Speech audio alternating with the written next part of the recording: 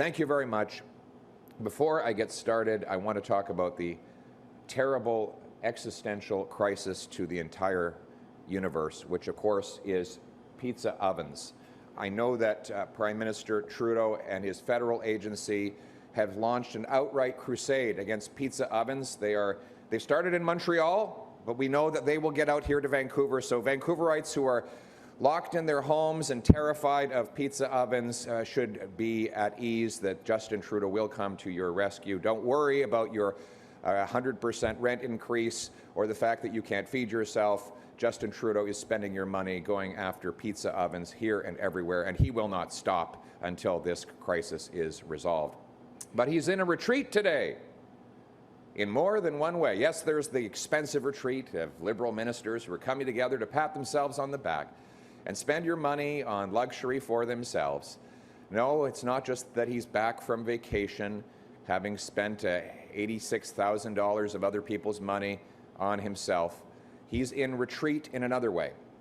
He's retreating on everything he has done over the last 8 years, right? After 8 years of Trudeau, life costs more, work doesn't pay, housing costs have doubled, crime, chaos, drugs, and disorder are common in our streets, and he divides to distract from all that he has broken. Justin Trudeau is not worth the cost. And now he wants you to know he's a changed man. He's not the same Justin Trudeau of the last 8 years. He's going to be completely different. He's in retreat. After 2 years of me warning about the inflation crisis, his deficits and money printing were causing, he admits that things cost too much. After me warning that his massive carbon tax would drive millions of people to food banks, he now gives a pause and retreats on that as well. After my warnings that him giving money, billions of dollars, to incompetent local bureaucracies and mayors to block housing construction, that we would have a crisis, he admits that the crisis is real and claims that he's changed his approach and mind on that as well. After my warnings that if you let out repeat violent and property criminals again and again on early bail and parole and have weak borders, that we would lose cars to theft, he now admits that that is a problem too, and he's going to hold a big summit to talk about it.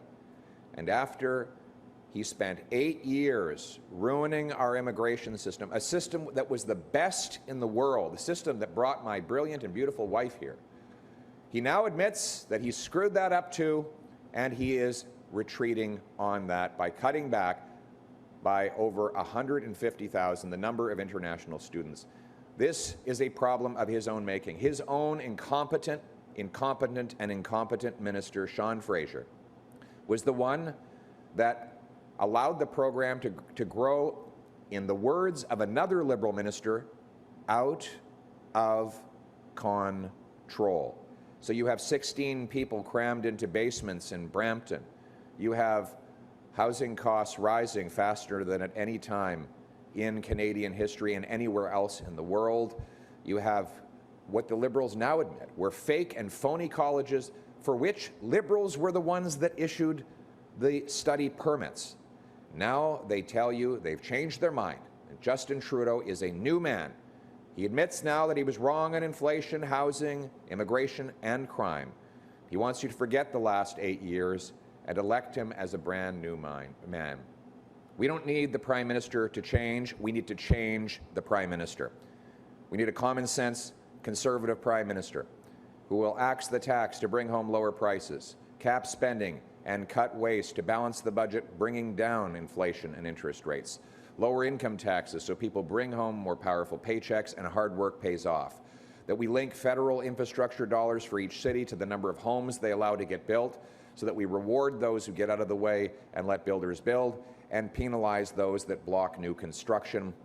We need to sell off 6,000 federal buildings and thousands of acres of federal land to build. We want those homes to be in safe neighborhoods. So we need jail and not bail, jail and not bail, jail and not bail for repeat violent offenders and other criminals who have terrorized our streets. We need treatment, not decriminalize crack and heroin, to bring order and safety to our communities. And we need a Prime Minister that puts the people ahead of the government.